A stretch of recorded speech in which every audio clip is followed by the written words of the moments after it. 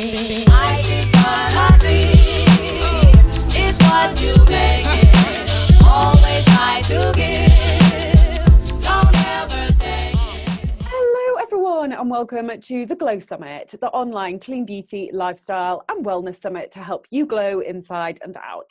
And today I have an extremely special guest with me. I have the amazing Rebecca Casciano, who is a clean beauty makeup artist, and she's also the founder of the Sacred Beauty movement. Now we'll be talking all about that just in a second, but Rebecca came onto my very first Glow Summit that I did back 3 years ago now. So I'm so excited to have her back, because we're going to be talking all about beauty for the over 35s and how to give yourself a little bit of self-love when the world constantly tells us we shouldn't be doing that. So thank you so much for joining us, Rebecca. You're so welcome. Thank you for having me, Ailish. I'm really excited to be back with you for the Glow Summit. Yay! I'm so glad you're back as well, because the last interview we did 3 years ago was amazing. So I just know this one will be as well. So my first question that I always ask everybody is, what is your morning routine like? So I like to first splash my face with cold water. That's one of the first ways that I like to wake up and just refresh my skin. Definitely starts with coffee. And on an ideal day, it also starts with journaling, meditation, and yoga. Now, that doesn't always happen every day, but those are kind of the pillars, as well as having a nice breakfast as well.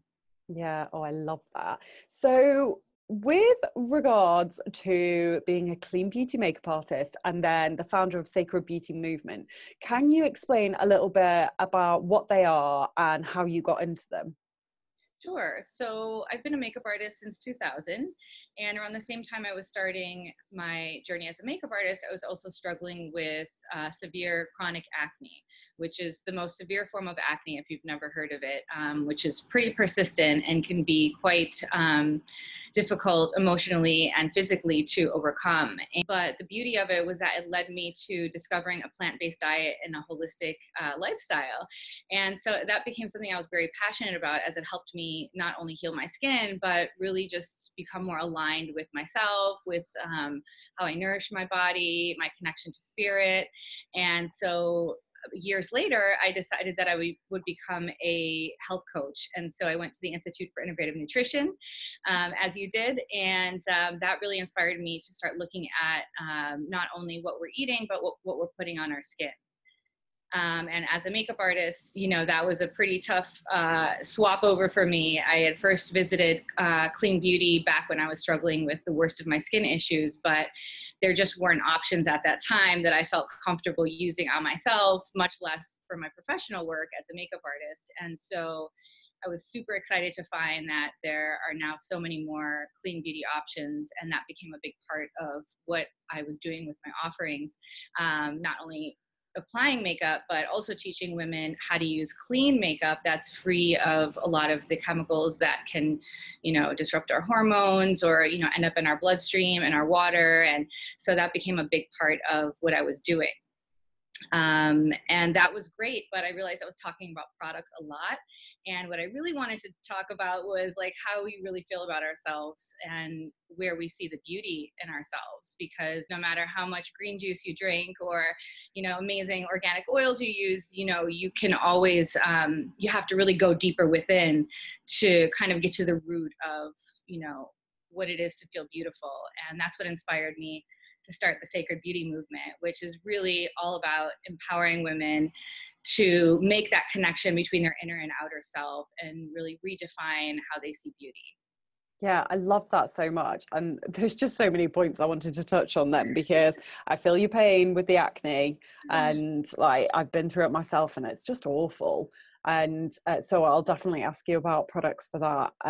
But also with your with Sacred Beauty, I remember doing something that when you first launched with it. Now I can't remember the name of it off the top of my head, but it was so interesting because you were talking about the eyes being the windows to the soul, and you were talking about it from a soul point of view and your eyes, but then also you kind of seamlessly just linked into and these are the colors that will make your eyes pop, and this is a great mascara. And I was like, this is amazing.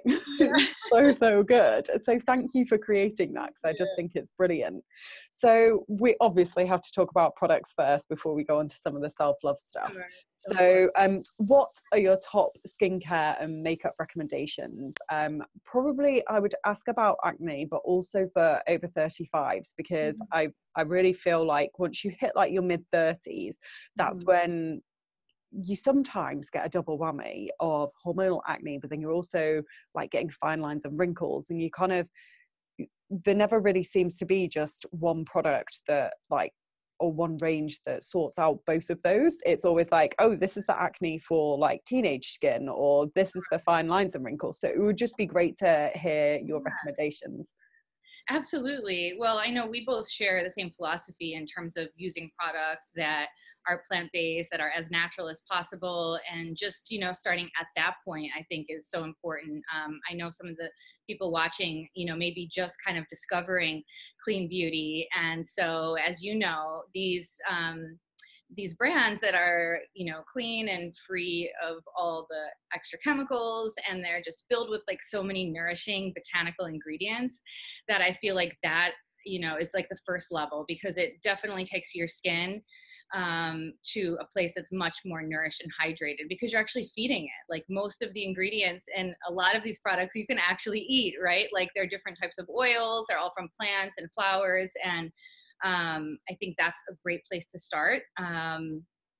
Aside from that, there are a couple of brands. I actually have a couple of my favorites here to share. So one thing would be to keep the skin really nourished. I think a good serum or lotion is super important. One of my favorites is I Am Light. This is by Max and Me. And I just love the way this makes my skin feel. I love the way it smells. I love the glow that it brings. And, you know, again, this is going to help your skin have a more sustainable level of hydration and nourishment, which as we age, we start to lose that in the skin, right? So the skin could become drier. Sometimes we lose a little bit of color depending on what age we're at, some elasticity. So it's really important to keep the skin really plumped and nourished with all of these amazing superpower ingredients. So that is one of my favorites. Another one that I've been loving is the Lil Fox Kalahari eye treatment, which I really do find like brightens. I think this is one of the most important areas to look at as we get older. You know, around the eyes, the skin is very fine, and so that will be the first place where we start to see fine lines and some dryness, you know, cropping in. And I think as long as you could keep your eyes like really nourished and bright, that really helps to sustain the skin. For acne, and you know, all of these lines, what I love about them is that they actually are good for both acneic skin as well as mature skin. And of course, you know, depending on where you are in that spectrum from 35 and up, you may be targeting different things at different times. And I think that's one key thing, you know, to think about too, is like there's no one skincare product or makeup product that's going to work well for all skin tones. It's just like diet and lifestyle, right? Like everybody has to find their own way. And so these are a couple of my favorites. When I have a little breakout, I reach for the Osmia spot treatment, which is amazing and has all these great oils that help to kind of neutralize any bacteria. They're antibacterial and kind of help heal the skin. So those are a few of my favorite go-tos in terms of the skincare. And just in terms of makeup, I think, you know, making sure your foundation is really glowy. I'll show you Vapour Organic Beauty. The Soft Focus Foundation is my hands down go-to foundation on every client because it just makes the skin look so luminous, which I really think that, you know, again, is, I can't stress it enough. It's all about the skin.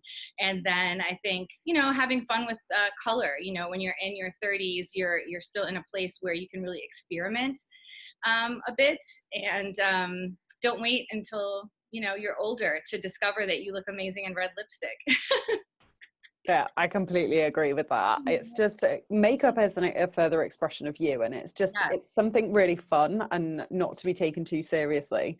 totally. So like I completely agree with you on that. And I love your skincare recommendations too. My personal favorite was Skin Owl. If anybody's ever followed me, then they'll just know that Skin Owl completely transformed my skin. Wow. And not only with hormonal acne, but reducing like this really weird rash that I had, but then also making my skin feel really plump and hydrated too. It's just like, I just love it. And then there's also, I don't know if you've heard of Jane Shrivner. I have, but I She, haven't tried. yeah, she's an English lady, and she sent me some of her skincare, and she has a hyaluronic acid. I think I've got it in here actually. Hang on a sec. This is my little makeup bag that I bring to the gym with me. But or I did have it in here. And it is just, oh, here it is. Oh no, that's the, hang on. Oh, here it is. Yeah, I've got it. I thought I may as well show it whilst we're doing a show and tell. Yes, absolutely. Yeah, it's the smoothing hyaluronic hydrator. And then she also has a daily facial moisturizer, which is a serum, like an oil, and then a moisturizer that goes on top. And she specifically formulated the moisturizer so it goes on top of the oil. And those three products together, oh my goodness, they're amazing. So good for your skin. Like it makes it feel so plump, it's ridiculous. But anyway. Yeah. They're my faves at the moment. No, I love hearing that. I want to check her out. Yeah, she's really amazing. So what recommendations would you have then for helping people to glow from the inside and out? Because we're both very much of the same mindset. The products can only take you so far. And if you're eating rubbish and thinking rubbish, then you're probably going to look like rubbish. So what has really helped you, especially to get over, say, your acne and really help your skin to glow?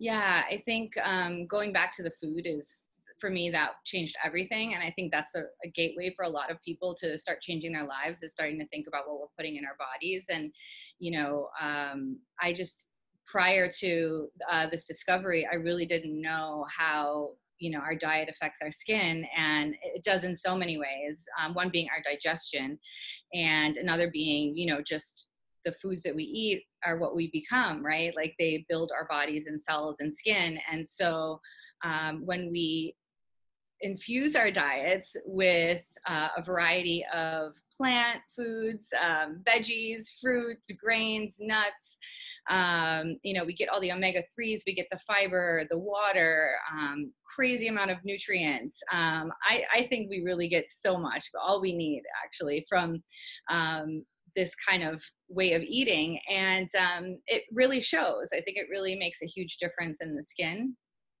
So first, I think, you know, you want to start to just kind of clean up some of the things that we all know, right? What we want to be eating and what we don't want to. And there's no perfect diet. There's no perfect diet for everyone. It's just a matter of trying to see what works for you and being willing to bring things in and out, and, you know, just pay attention to your body.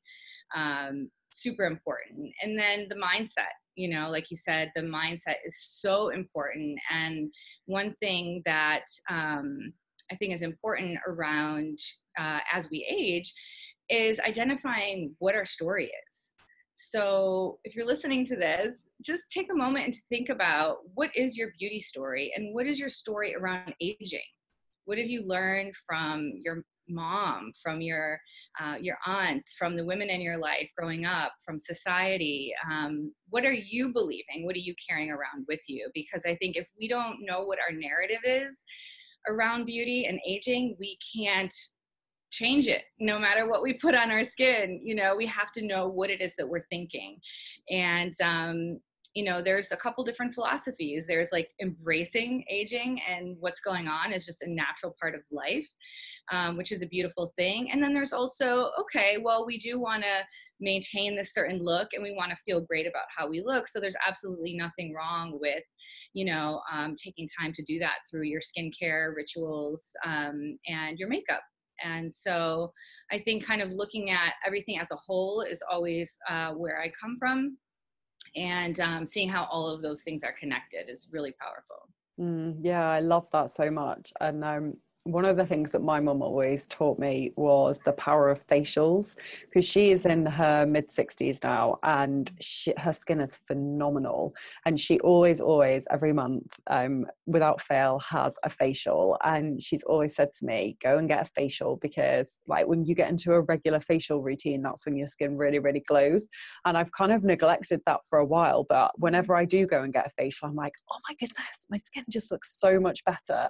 And it really does help. So I love it when you get those tidbits from your parents, like, about this is really good to help look after your skin. And it definitely has with hers. Absolutely. So what's been yours? I think all of this really is just, my mom taught me how to do my makeup when I was pretty young, and just really instilled in me this idea that when you look good, you feel good. And I think the opposite is also true, right? But it kind of allowed me to experiment with beauty from a pretty young age, which I think is how I ended up doing what I do. But I really appreciate that, because I watched, how she took pride in her appearance and how it made her feel, and kind of doing it for yourself, finding your own way, like what feels right for you, I think is something that I still live by today. Yeah, I love that so much.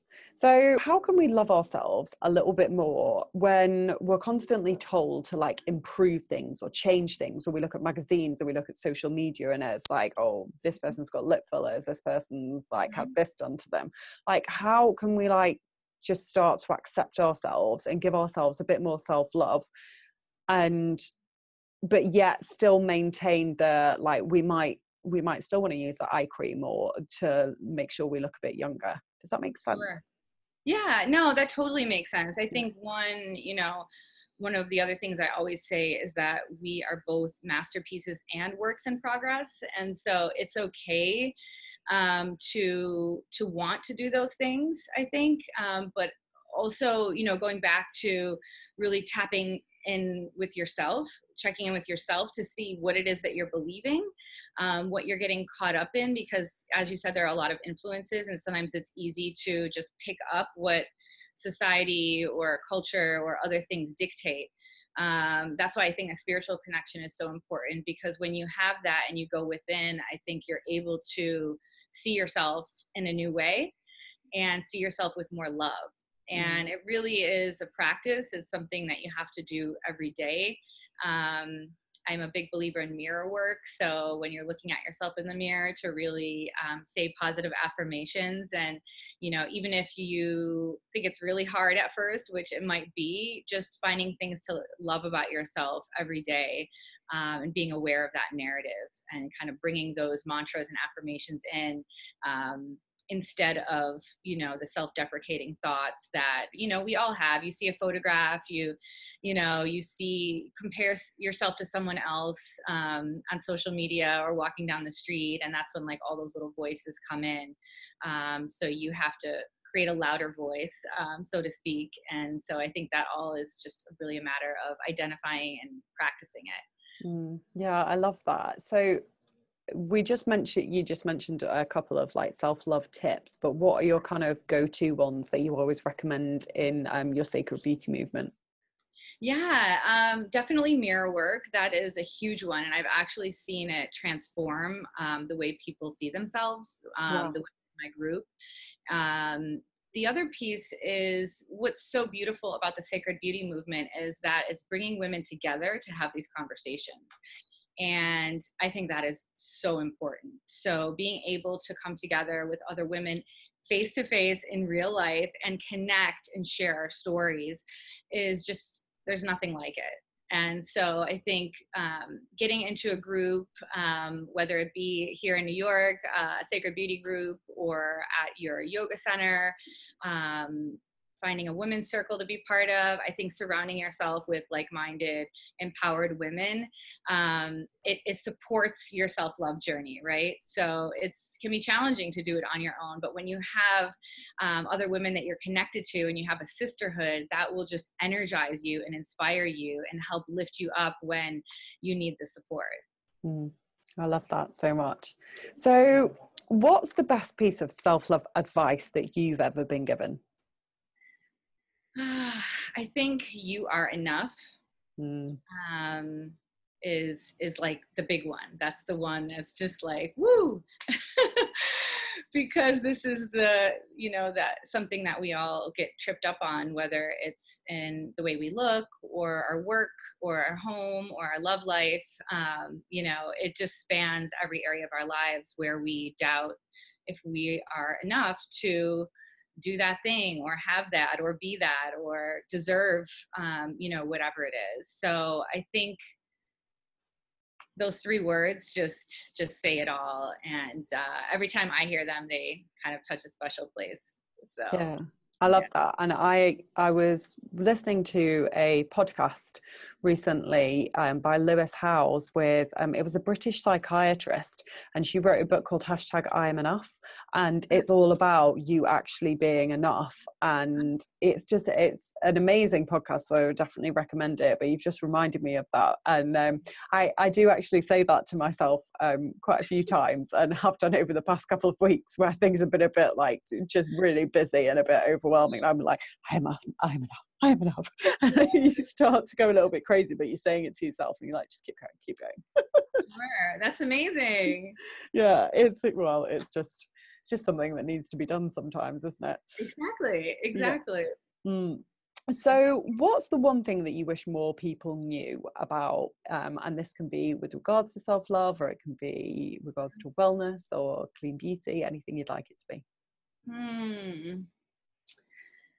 I think I would have to stay with my last answer, because it's just everything. Yeah.